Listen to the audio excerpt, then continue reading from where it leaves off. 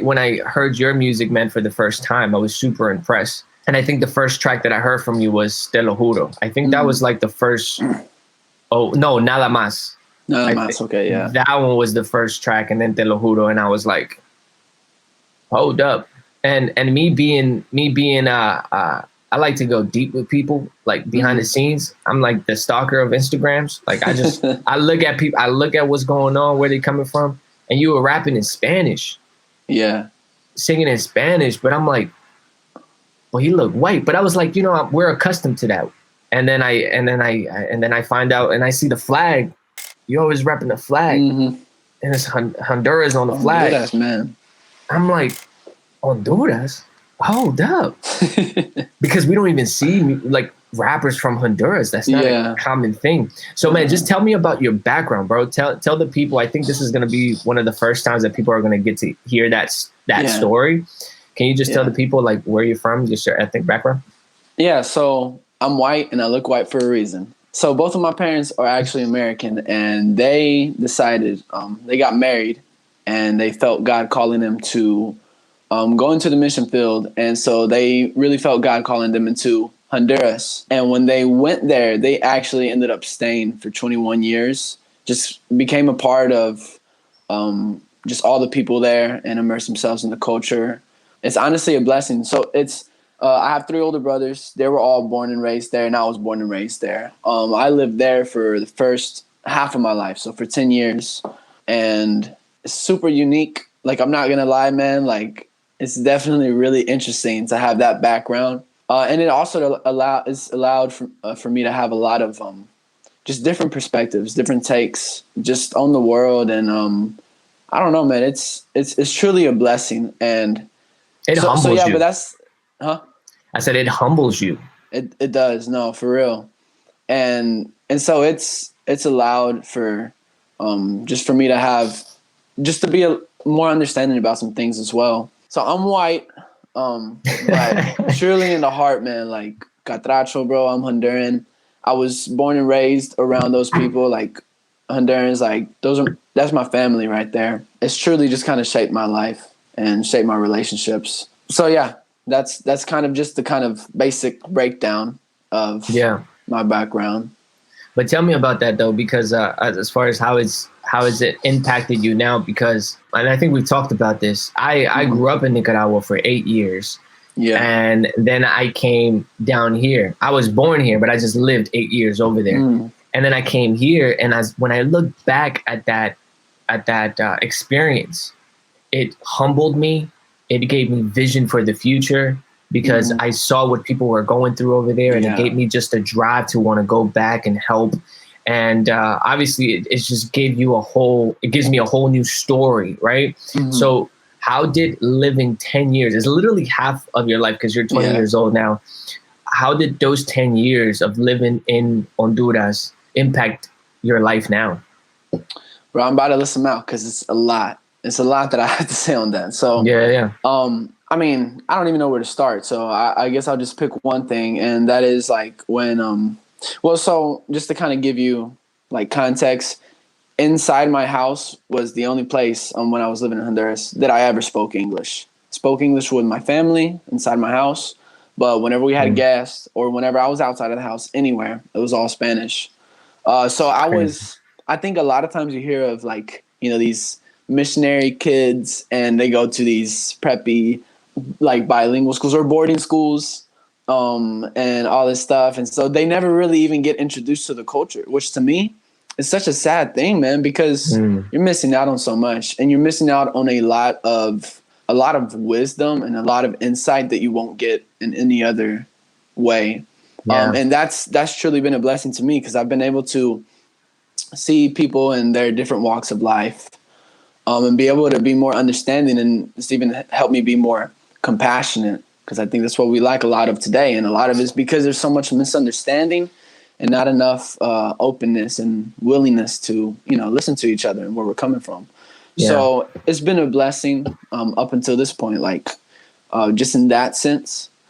But it's had a crazy impact on my life too when I just look back, because at 10 years old, we moved to the United States. We moved to, out of all places, we moved to Mississippi, Starkville, Mississippi. So that, you know what, man, that just makes it crazy. Like, first of all, like Honduras is not a very common, you don't hear people talking about Honduras much, right? Yeah. They don't, unfortunately, don't tend to be represented in a very positive light by a lot of people. And then, I mean, if I move into the U.S., most people are thinking, oh, Miami, Florida, somewhere there. New York, or, you know what I mean? New York or Atlanta, like, but no, man, Mississippi. So, Mississippi. But the reason for that was, you know, my grandparents were getting older, had to come back and just make sure we were there for them physically, and just be able to take care of them. So, but moved here, and bro, it was just like a whole culture shock. I didn't know how to handle it, man. Just being so young, and I felt like I was being reintroduced to the world. You know what I mean? Yeah. It's like I don't know, man. It's something about being a child. It's just like you're raised so innocently, and so like all I knew, man, was being in Honduras and truly like being with, you know, all of my Honduran friends and my family. And so this was a whole. This just kind of turned my life around. I was like, I don't know how to take this. It was completely different, just in a lot of ways. First of all, we lived in Tegucigalpa, in the capital of Honduras, so that's like 1 million people. Moved to to Mississippi in a small city called Starkville. This is like 30,000 people or something like that, right? So that's already a whole switch up. Not used to that, but later on in my life, I'd see where that really played a role because I was having all these like. Just a whole culture shock, and I didn't know how to handle it. Which from that, as I continued to live in Starkville and, a few years later, I realized like I was really losing my touch with the culture that I was born and raised into, the Honduran culture. And it's almost like I was, so this is like around 14 and 15. It's almost like I felt ashamed of being born and raised there, but not feeling Honduran enough or something like that, because my Spanish was just slowly slipping away. And it's tough. It's a little bit tougher for you because, you know, like when I come from Nicaragua to New York, I'm still pushed to speak Spanish in my home. You over there, you're like the opposite. You are pushed to speak Spanish outside of your home over there. So now when you're in a place where it's just all English, then it's like, you don't have that push.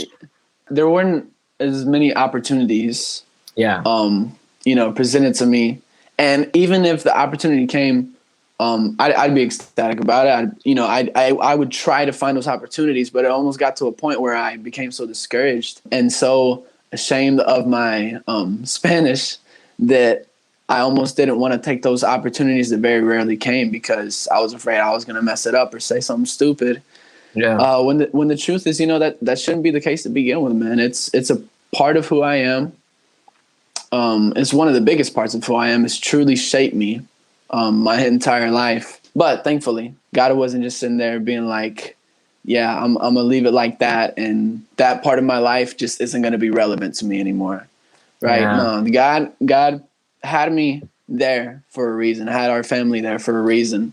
And I think just the more I grow and the more I think about it, the more I realize like how intentional he was in putting me there, and placing us there. And just to kind of continue with what I was saying, it's around the probably when I started high school. I got to go to it was a spring break mission trip. We went to Puerto Rico. And when I went there, it was just like all of a sudden so many things clicked.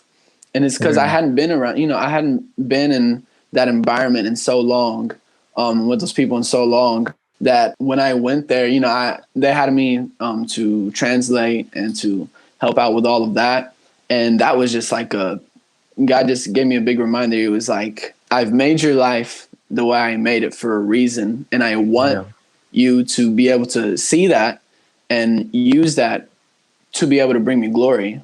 And there's so many ways that it opens up so many doors, honestly. And I was almost blinded, like ignorant to those doors, because I was just so afraid, man. I was just scared that I wasn't good enough. I wasn't Latino enough. I wasn't enough. And the truth is, man, like when I was in that Puerto Rico trip, just like in a couple of days, bro, so much of my Spanish came back. And I was like, I didn't even realize I had this in me. And just, it reminded me of how much I just love the whole Latino culture. And because after all, that's what I was born and raised into, you know? Yeah. It is a part of me. And it's not a part of me that is going away. So after that trip, it just got me back into really getting back into the Latino culture and music and everything. And I think from there is where something really sparked. And one thing, this is one of the things that I'll always remember because it's always stuck out to me. We went to Belize for a week. It was another spring break thing. And I was a senior at this point in high school. I had released my first project. It was all in English. The music I was making was really all in English. Yeah. I had two friends there in Belize. They were helping us out. They were actually like local, Belizeans and everything.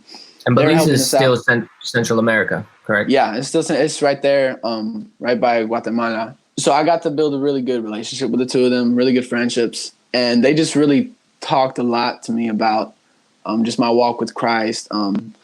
Because after I was there, I was also translating again and doing all of that stuff. And so one night, it was our last night, and we did like this little thing. It was just 3 seniors on the trip, so I was one of them. And we'd get like each senior like in the middle of everybody that was on the trip. And just people would go around and just say something about that person that either they admire, something that they've seen, that they've enjoyed, that God has shown them through that person, things like that.